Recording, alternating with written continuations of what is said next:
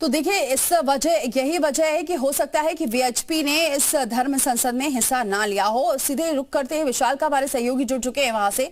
विशाल, आज ये धर्म संसद का आयोजन हो रहा है, लेकिन सबसे बड़ी बात यह है कि इसमें अखाड़ा परिषद शामिल नहीं हो रहा है और जो वीएचपी के नेता हैं वो भी अपनी बात रख रहे हैं कि अभी वो समझ नहीं पा रहे हैं कि धर्म संसद का असली मुद्दा क्या है, समझने की कोशिश कर रहे हैं।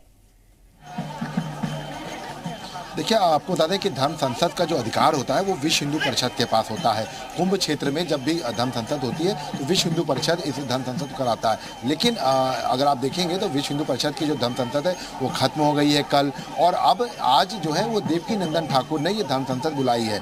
हालांकि आपको बता दें कि देवकीनंदन ठाकुर किसी अखाड़े से नहीं है, केवल कथावाचक हैं। ऐसे में उनको ये अधिकार नहीं है, ये तमाम जो अखाड़े परिषद है उनका कहना है कि उनको ये अधिकार नहीं है कि वो धर्म संसद बुलाएं, तमाम धर्माचार्यों को बुलाएं।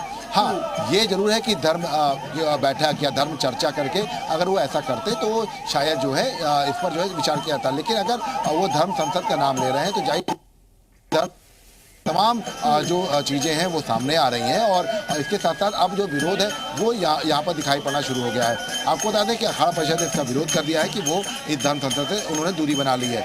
हालांकि तमाम धर्माचार्य है, जगत गुरु, सभी को यहाँ जो है इस पूरे धर्म संसद से बुलाया गया है, और कल जो है लगातार इसको लेकर तमाम धर्माचार्यों के बयान भी आते हैं। आज सुबह भी जब हमने देवकीनंदन ठाकुर से बात की तो उन्होंने ये कहा कि हमने सभी को बुलाया है। तो ऐसे में सभी को बुलाने पर ये हुआ है कि जो लोग आते हैं उनका स्वागत है, जो नहीं आते हैं दूरी बनाते हैं, तो वो जो है धर्म संसद के जो तमाम एजेंडे हैं उन पर काम करें। सनातन बोर्ड को लेकर जो है देवकीनंदन ठाकुर का लगातार कहना है कि सनातन बोर्ड का गठन किया जाए।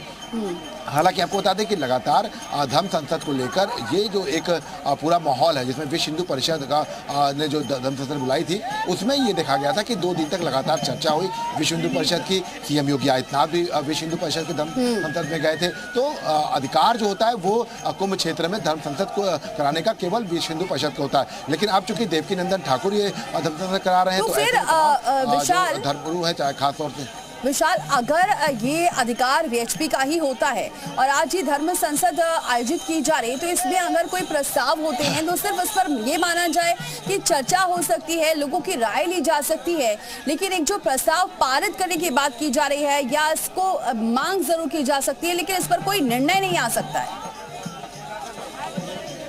नहीं, देखिए बिल्कुल इसमें चर्चा होगी। तो ये चौथी ये धर्म संसद करा रहे हैं देवकीनंदन। इससे पहले अगर आपको याद होगा तो पहला दिल्ली में हुआ था, उसके बाद ऋषिकेश में धर्म संसद हुई थी, फिर तीसरी दिल्ली में हुई, उसके बाद अब चौथी जो है यहाँ कुंभ क्षेत्र में हो रही है। तो ये धर्म संसद के जो प्रस्ताव होंगे ये केवल देवकीनंदन ठाकुर के जो शिविर है उसमें लिए गए प्रस्ताव होंगे। उसमें तमाम हो सकते हैं तमाम जो जगत गुरु हैं वो शामिल हो रहे हैं, धर्माचार्य शामिल हो रहे हैं, लेकिन ना तो अखाड़ा परिषद इसको जो है मान्यता देगा और ना ही जो है आपको बता दें कि विश्व हिंदू परिषद इसको देगा, क्योंकि विश्व हिंदू परिषद जो है वो धर्म संसद कराता है और ये अभी से नहीं कराता है, ये पहले से धर्म संसद कराता है और इसी बात को लेकर विरोध हो रहा है। तो ऐसे में धर्म संसद कराने का जो अधिकार है ये विश्व हिंदू परिषद के पास रहता है और इसीलिए शायद अखाड़ा परिषद ने इस पूरी धर्म संसद से दूरी बना ली है, क्योंकि देवकीनंदन ठाकुर के पास कोई ऐसा पद नहीं है, केवल देवकीनंदन ठाकुर कथावाचक हैं और इसीलिए शायद ये कहा जा सकता है कि जो अखाड़ा परिषद है, जो पद है अखाड़ा परिषद के अध्यक्ष का, उन्होंने साथ दिया।